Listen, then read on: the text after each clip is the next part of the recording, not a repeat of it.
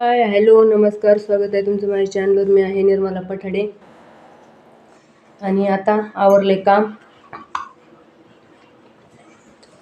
जेवायला जेवण करू वाटा तर म्हणलं चला गुडशेव खाऊ थोडीशी. काल यांनी बाजारातून आणली होती.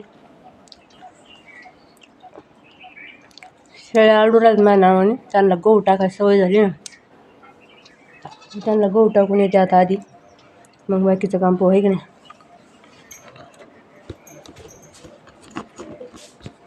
कांदे खुरपून आलो गई आणि आता चाललंय बांगड्या भरायचा कार्यक्रम आहे. तर तिकडं तर पाईन तिथं गेल्यावर जर शूट घेता आलं तर घेईन, नाही आलं तर राहिलं मग. पण आता चाललंय तिकडं, तर चला मग तसं तुम्हाला ब्लॉगमध्ये दाखीनच. चला.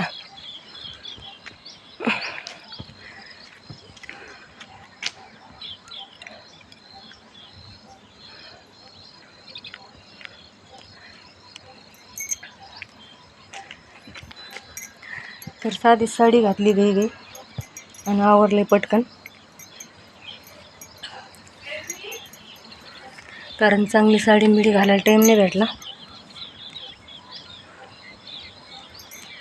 रानातला अवतार.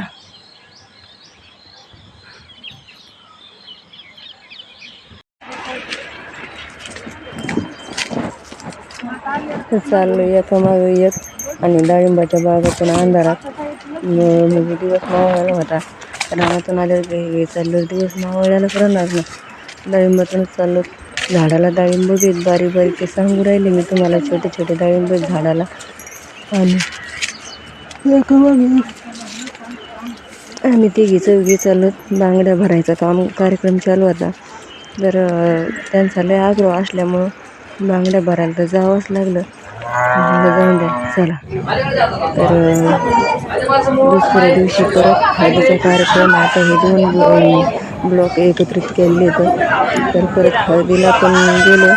दिवस नव्हता तर इथं नवरदेवाला हळद लागायचा कार्यक्रम चालू होता. आणि डेकोरेशन बघा किती छान केलेलं होतं. आता डेकोरेशनला कुठंच कमी नाही. आता डेकोरेशनशिवाय कुणीच कार्यक्रम करत नाही. सगळं व्यवस्थितच असतं सगळ्यांचं. आता असं साधं सिंपल पहिलं नाही राहिलं. पहिलं आमच्या म्हणजे माझ्या माहेरून असं पुरवठ्यांचा मंडप करायचे, त्याला 4 बाजूने आंब्याच्या झाडे लावायचे आणि तो हळदीचा मांडव राहायचा. इथं हळदीचा मांडव तर कुठं दिसायलाच नसतं, नाही राहिला. फक्त साईडने एका साईडने डेकोरेशन करते. तर छान झाली नवरदेवाची हळद बी, हळदीचा कार्यक्रम.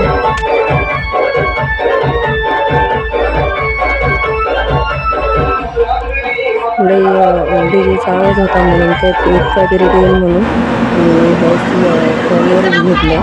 तर तिथं टी व्ही राहिलेली नवरदेवाची बहीण होती.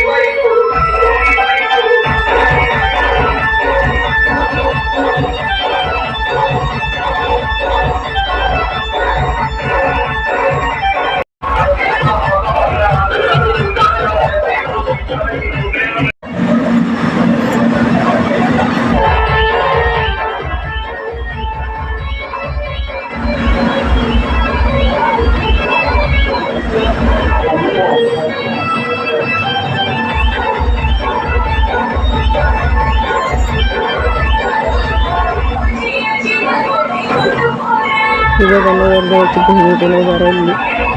आणि आजकाल पहिले कलवरे नवरदेवाची कशी उभाच असायचे. आता तसं काही शॉर्ट राहिलं नाही. आता कोणीही नवरदेव कशी लागत नाही, एकटाच उभा असतो किंवा नवरी पण. तर आजचं ते लग्न आहे आणि तुम्हाला आज ब्लॉग येणार आहे. हा ब्लॉग तर कालचा आहे.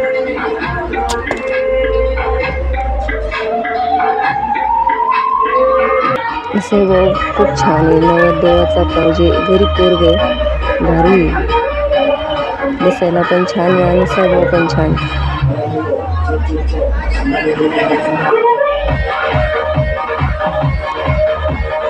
त्यांचा हळदीचा कार्यक्रम बरेच वेळ चालला होता, लई वेळ चालला होता. त्यांचे फोटो काढणे, हळद लावणे हे ते.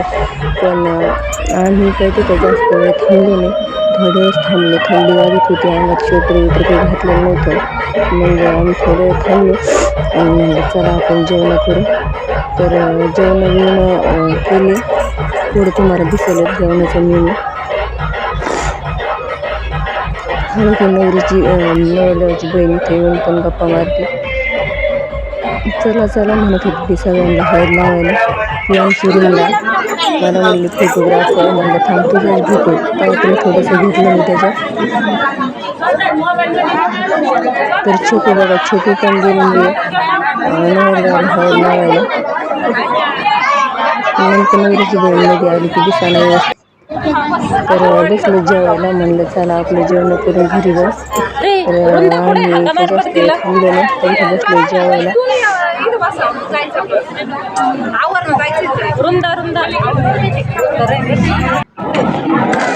पाहिलं कोतरवाळ्या आणि सगळं जेवणाचा मेनू.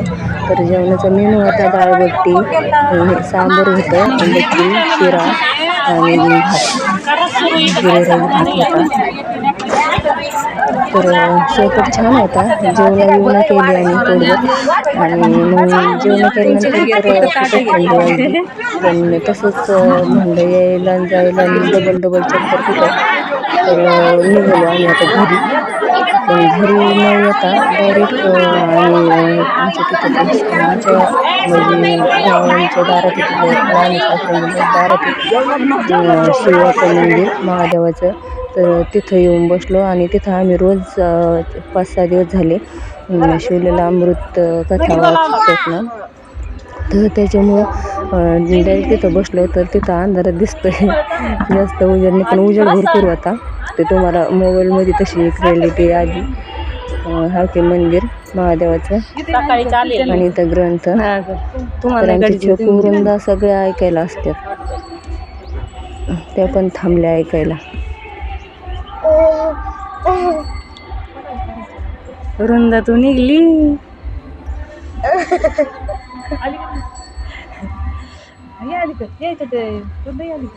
पोती दाखा ना.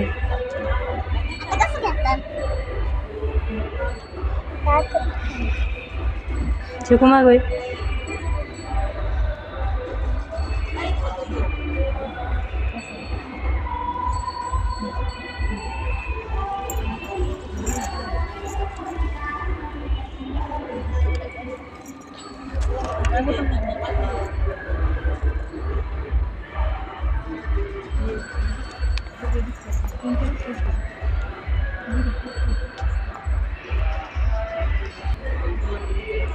तर आत्ताच आले घरी. ज्येष्ठ घरात आले, मरणाची थंडी वाजली होती, लय गार लागलं. आणि घरी येऊन आहे ना पहिली शेगडी लावली मी. ही बघा इथं शेगडी चालू केली. आता आहे ना शेकते थोड्या आणि मग तुमच्याशी गप्पा मारते, कारण हातान तीन पूर्ण गारटलेत माझे. तिथं थोड्या वेळेस समजा जास्त वेळ न बसलो, पण इकडंच वाचायला घेतलं होतं ना, ते शिवलेलं अमृत वाचतो आम्ही. त्याच्यामुळं मग तिथंच येता आम्ही म्हणलं घरी जायचं, परत यायचं. आमच्या तिथं एक स्वयंभू मंदिर आहे, तर त्या मंदिरापाशी वाचत असतात आम्ही, आमच्या वस्तीवरचे. तर मग त्याच्यामुळं तिथंच थांबलो.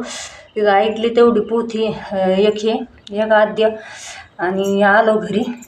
पण आज रोज जातो आम्ही तिकडं, पण आज हे ना म्हणलं चला येता चक्कर वाचेल घरी जाऊन परत येण्यापेक्षा. तर मग येतात थांबलो. तर मग त्याच्यामुळं आज शोटरन ते घालून नव्हतं गेलो. आता ते हळदीच्या कार्यक्रमाला जायचं म्हणलं शोटरन ते तरी कशी घालून जावं, म्हणून शोटर बिटर काही घातलं नव्हतं, तसंच गेलो.